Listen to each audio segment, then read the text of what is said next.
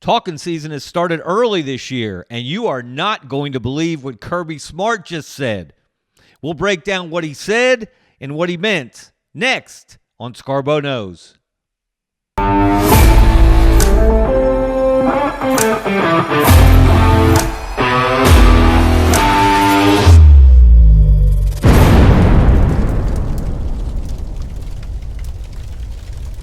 Look, Kirby Smart is not the most quotable coach in college football. Maybe the best coach, but not the most quotable. He's not as raw as Nick Saban, unless he's talking to Nick Saban. He's not as colorful, say, as Ed Orgeron. And we're including recently retired coaches in this conversation, obviously. But every once in a while, Kirby will drop a bomb that stops you in your tracks and makes you say, Kirby said what? This is one of those times. Hello, everyone. I'm Kevin Skarbinski, a.k.a. Scarbo. This is Scarbo Knows. Appreciate you tuning in, whether you're watching on the Sidelines Live Network or on YouTube. And if you are on YouTube, go ahead and subscribe to the channel. Don't cost nothing. We appreciate it. Let's get into talking season kicking off early. Spring games aren't even finished. Alabama just played its A-Day spring scrimmage on Saturday. Auburn will play its A-Day spring scrimmage this coming Saturday. But the real news of the day is something that the Georgia head football coach said in an interview with Chris Lowe from On 3. Let's get right to it. Here's what Kirby Smart had to say. I will never apologize for winning an SEC title. I think it's the hardest thing to do in sports, to win the SEC title in almost any sport. Our conference is so hard, and when we went to 16 teams, it made it even harder. Now, he went on to say some other things, but that's the nut graph right there. That's the heart of this interview. And we can't let it go by without talking about what Kirby said, maybe what he meant, what makes sense, what doesn't, what's backed up by empirical evidence, and what isn't. So let's break down these three sentences, first of all, one by one. I will never apologize for winning an SEC title. Well, of course not. Why would you? He, by the way, is the only current SEC coach who has won a football championship in the Southeastern Conference. And if you're wondering about what has happened to the SEC, as it has fallen a bit behind the Big Ten in that sport in particular, no, the Big Ten has not taken over college athletics as a whole. It doesn't own college sports as a whole. Despite my friends and colleagues in the national sports media tripping over themselves to anoint the Big Ten and bury the SEC. It's way too early for that judgment. We talked about that in the last episode of Scarbo Knows. But Kirby is the only current SEC coach to win the SEC championship in football. So, of course, he's not going to apologize when he wins that championship. He's won 4 of them as the head coach of the Bulldogs. He's also lost 4 in the SEC championship game. But he reminds me a bit of Steve Spurrier in that sentiment. And you can go back to Florida in the 90s, which had never officially won an SEC football championship until Spurrier got to Gainesville, went home to his alma mater, and awakened that sleeping giant, named Florida Field the Swamp.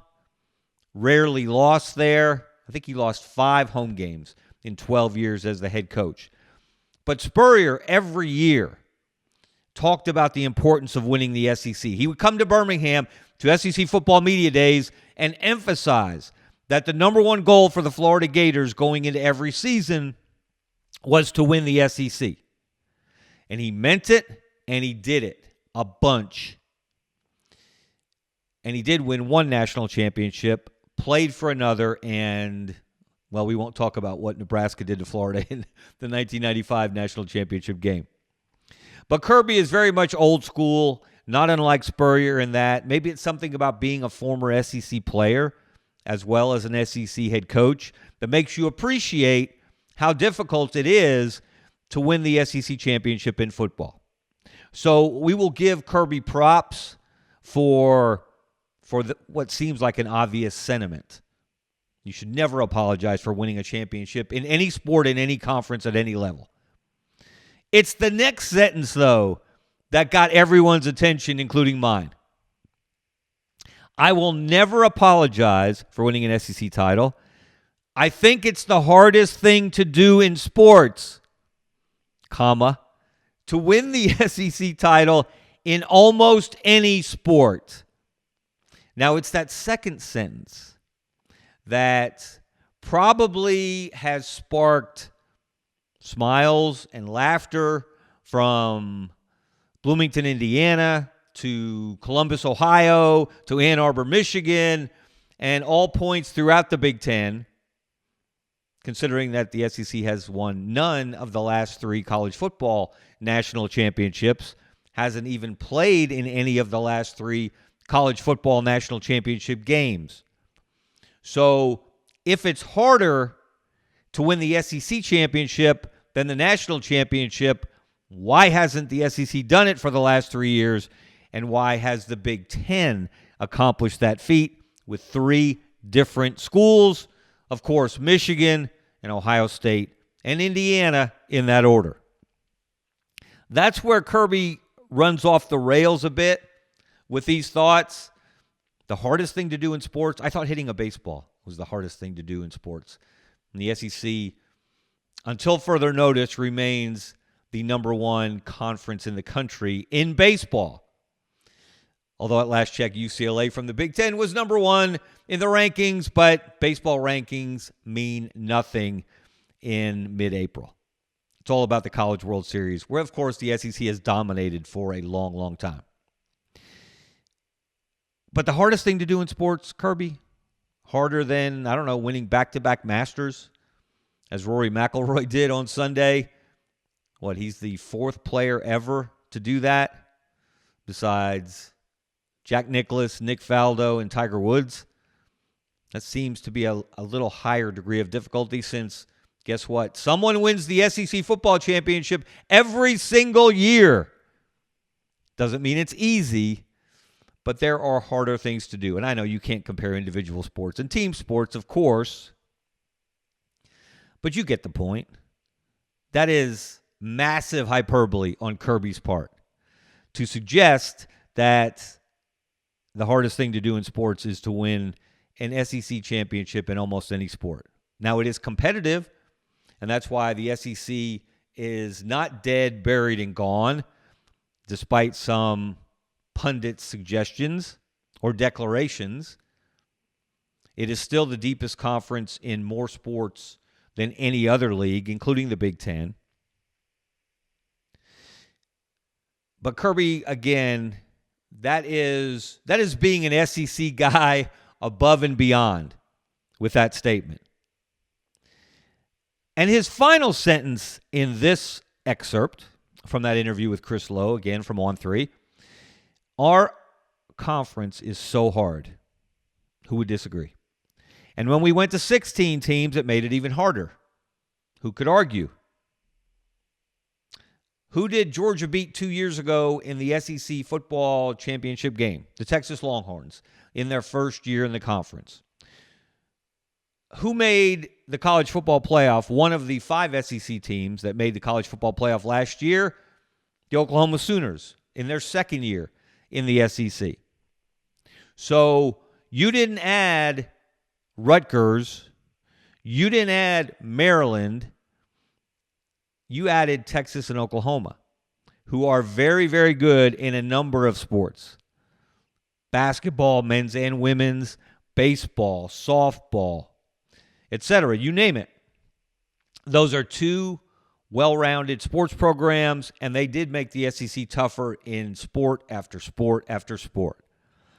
So 2 of those 3 sentences from Kirby make perfect sense.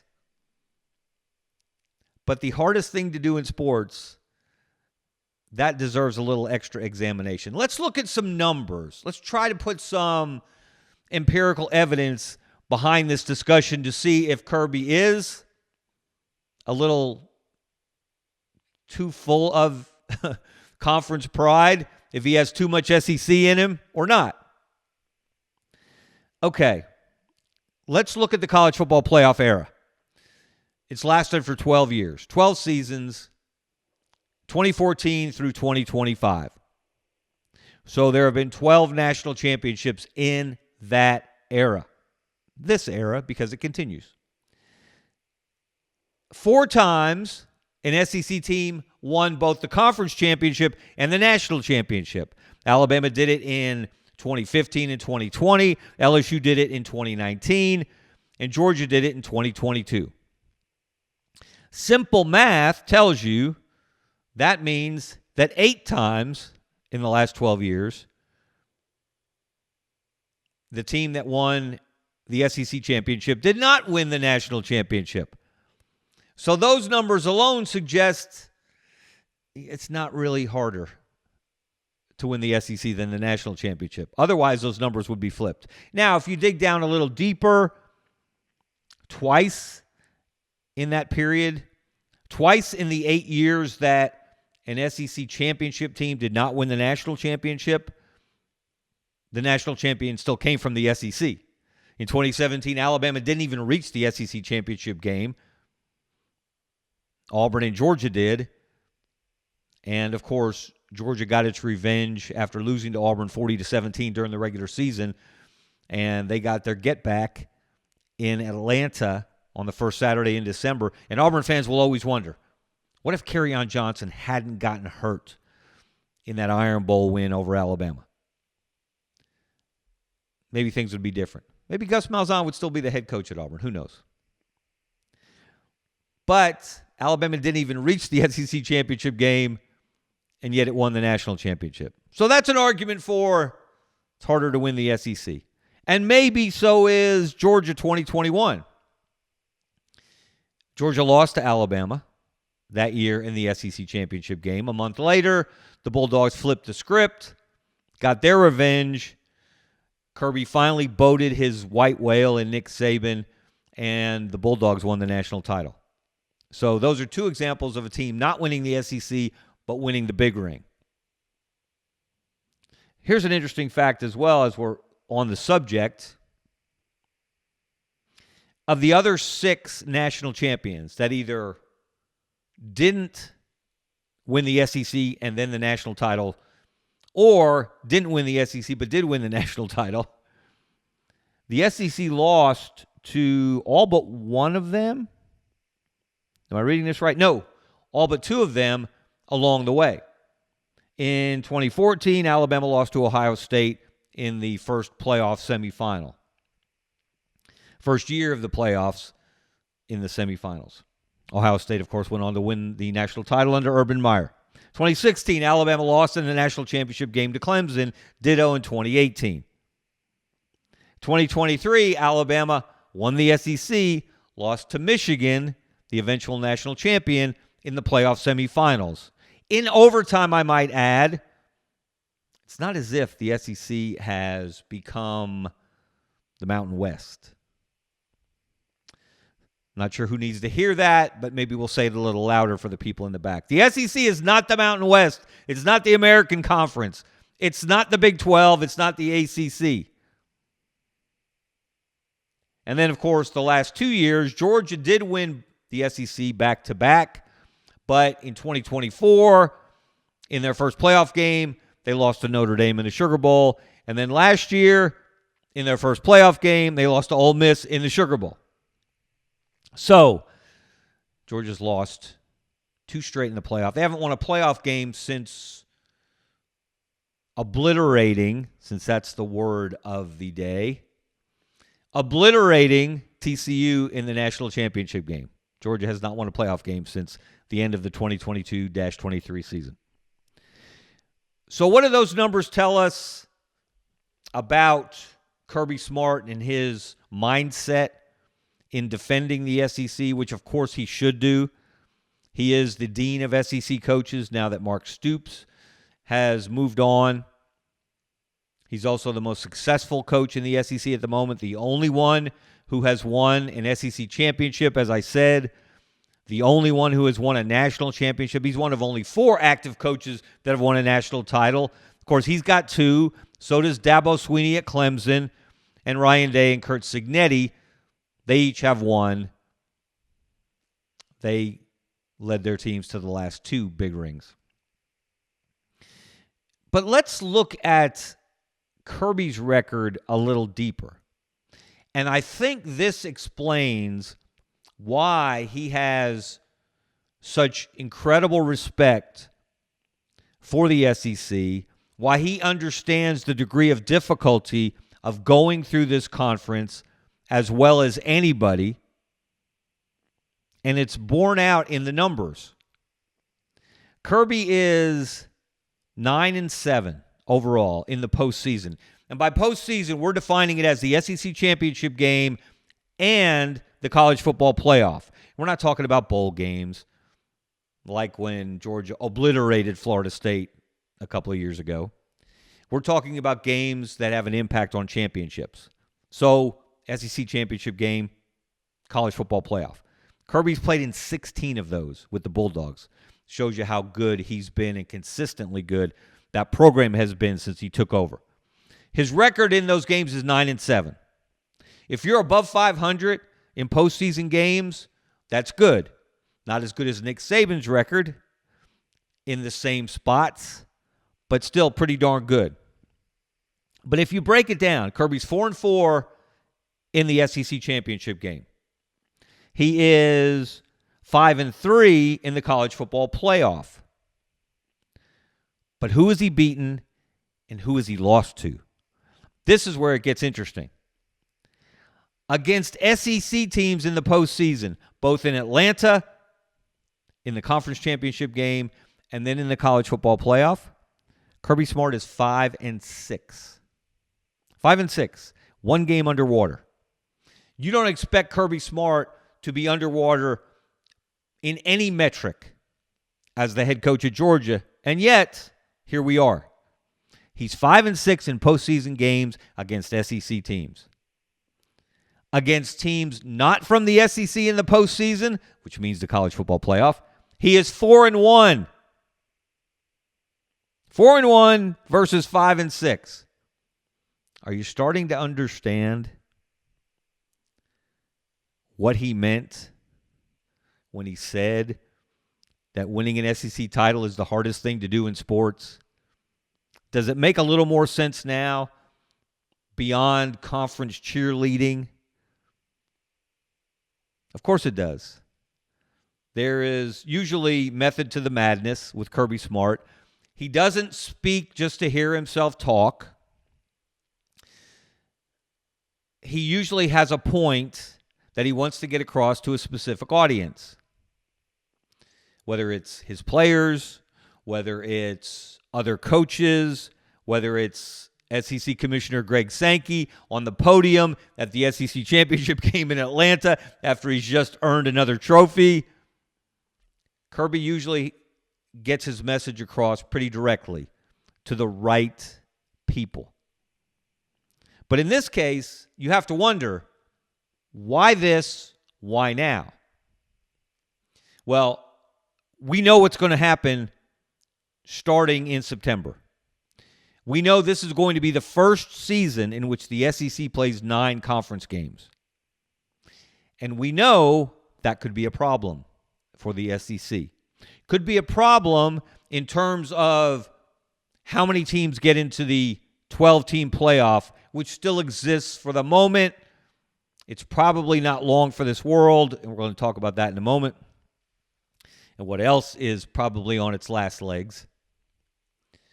So this sounds like a preemptive strike by Kirby Smart, the dean of SEC coaches, without lobbying for the league when we get to Selection Sunday, many, many months from now. He is, in fact, lobbying for the league. He is, in fact, letting the college football world know that the SEC, despite not having sent a team to the national championship game for the last 3 years or having won a national championship for the last 3 years, still is a premier conference. And he would argue, and I would argue, and many others would argue, from top to bottom, still the best conference in college football. Maybe not the best at the top.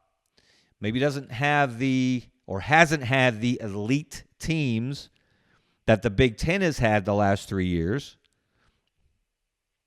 But 1 through 16, the SEC is tougher, more challenging, week in and week out than the Big Ten. Now, maybe some Big Ten zealots would push back on that notion, but facts are facts. So I suspect, without knowing the full context of the interview that Kirby gave to Chris Lowe, but knowing Kirby, having known him for a long time, knowing that, yes, he does take great pride in the SEC. It's been his home as a player, as an assistant coach, and now as a head coach for a decade now. Hard to believe. That he is laying some groundwork. When SEC teams start beating each other up again, even more so with a 9-game conference schedule, that despite their relative lack of postseason success the last 3 years, that they still deserve more teams in the college football playoff than any other conference. People tend to forget this. The people who are saying that the Big Ten owns college athletics, the Big Ten had 3 teams in the last college football playoff. The SEC had 5. And SEC teams knocked off other SEC teams in 2 of those games. Alabama beat Oklahoma in the first round. Incredible comeback. And who knocked out Georgia in the Sugar Bowl in the quarterfinals? That would be the Ole Miss Rebels. And here's something else I find interesting that really buttresses Kirby's point about the degree of difficulty in the SEC. As we said, he's the only current SEC coach who has won a conference championship in the league or a national championship. He's one of only 3 coaches in the league that have coached in the SEC championship game. Think about that. 16 schools, 16 coaches. Some of them are newbies, of course. Alex Golish, Ryan Silverfield, John Summerall, Will Stein, Kentucky. Did I get them all? But the point is, only 3 of those guys have ever even led a team to the SEC championship game. Sark did it 2 years ago with Texas, lost to Kirby Smart in Georgia. DeBoer did it last year with Alabama, lost to Kirby Smart and Georgia. So it's not easy to get to the SEC championship game. And contrast that number with this one. I count 1, 2, 3, 4, 5, 6, 7 SEC coaches who have led a team to the college football playoff. Now, some of you will say, okay, well, it's volume. There are 12 spots available in the playoff. That's only been true for 2 years, though.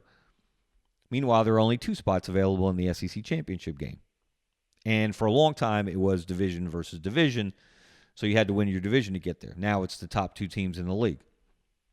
But that's still pretty striking. 7 coaches in the conference have led a team to the college football playoff. Kirby Smart, Steve Sarkisian, Kalen DeBoer, Josh Heupel at Tennessee 2 years ago, Brent Venables at Oklahoma last year, Lane Kiffin at Ole Miss. Yes, it was Lane Kiffin who led the Rebels to the playoff. Didn't coach them in the playoff. He was too busy leaving for LSU to care about those players and that team. Another subject for another day, which I'm sure we'll touch on as we get into the offseason deeper and deeper and then closer to the season. And Mike Elko at Texas A&M. And John Summerall at Florida, he didn't do it at Florida, but a year ago he had Tulane in the playoff. So that's a lot of coaches in the conference that have gotten a team to the college football playoff And most of them haven't gotten a team to the SEC championship game. Food for thought, adds a little extra weight to what Kirby had to say. And those opportunities to get your team to Atlanta on the first Saturday in December, which has been special from the very first game, the first game of its kind, thanks to the brilliance of Roy Kramer, his vision, his foresight, and what playing a championship game to decide your conference champion could mean for his conference. All it did was help take the SEC from a collection of spirited, heated regional rivalries and blew it up into a national brand. That was one of the driving forces of the SEC's growth, was the SEC championship game here in Birmingham, 1992. Antonio Langham, the pick six to beat Florida and Spurrier and Shane Matthews. And then they went on to win the national championship. The Crimson Tide did under Gene Stallings. And the flood of SEC national championships, that was the first trickle, really, 1992, in the modern era. Postmodern, if you like. But the SEC championship game, as special as it has been, is about to become extinct. We've heard a number of voices talk about it. We've heard a number of people predict it. But it's almost inevitable at this point that as the college football playoff grows, the SEC championship dies or will die. When Greg Byrne, the Alabama athletics director, one of the most respected voices in college athletics, who also, like Kirby Smart, does not speak to hear himself talk, is very measured and calculated in his public statements on important issues. When he says, as he did in a recent interview with USA Today, the ship has sailed, talking about the SEC championship game, that means get your binoculars, look out over the horizon. You can see the sails disappearing into the distance. Could this be the last one this year? If the college football playoff goes to 16 the following year, whenever that happens, whenever the playoff goes to 16, the SEC championship game, it seems fairly certain now, goes away. And to me, that's going to be a shame. That's going to eliminate part of what made the SEC special. It's going to, and it's already less special than it used to be, because you don't have to get there to make the playoff. You don't have to win there to win the national championship. But you're taking away a cornerstone of what made SEC football great. That game in Atlanta, first 2 years in Birmingham, ever since in Atlanta, it's been something that has set the SEC apart. And as Nick Saban predicted, as time passed, the national championship was going to become more important than the SEC championship. And I can imagine some of you thinking to yourself, hasn't that always been the case? And I think Steve Spurrier would beg to differ. I think Kirby Smart, even today, might beg to differ. Because what did Kirby Smart say that sparked this whole conversation that has everyone in the college football world talking? I will never apologize for winning an SEC title. I think it's the hardest thing to do in sports, to win the SEC title in almost any sport. A bit of hyperbole mixed in with some strategy is what I hear coming from Kirby Smart. And when Kirby Smart talks about college football, I listen, and you should too. Okay, that's going to do it for me for today. For Scarbo Knows, I'm Scarbo, Kevin Skarbinski. Thank you so much for watching on Sidelines Live Network or on YouTube. If you're watching on YouTube, go ahead and subscribe to the channel. Don't cost nothing, but we appreciate it. And we especially appreciate our sponsor, Money Management Services. any financial need you may have. They've been in business since 1992, since Alabama won the national championship, and they give you championship service every day of the year. My friends, the Rice family. Let's hear from them next. That's it for me. See ya. Since 1992, Money Management Services in Birmingham has provided individuals and business owners with trusted, fee-only financial advice. We're more than advisors, we're your financial family. From retirement planning to tax strategies and estate planning, our team builds personalized wealth management plans tailored to your life. At Money Management Services, we treat you like family, because when you walk through our doors, you become part of ours.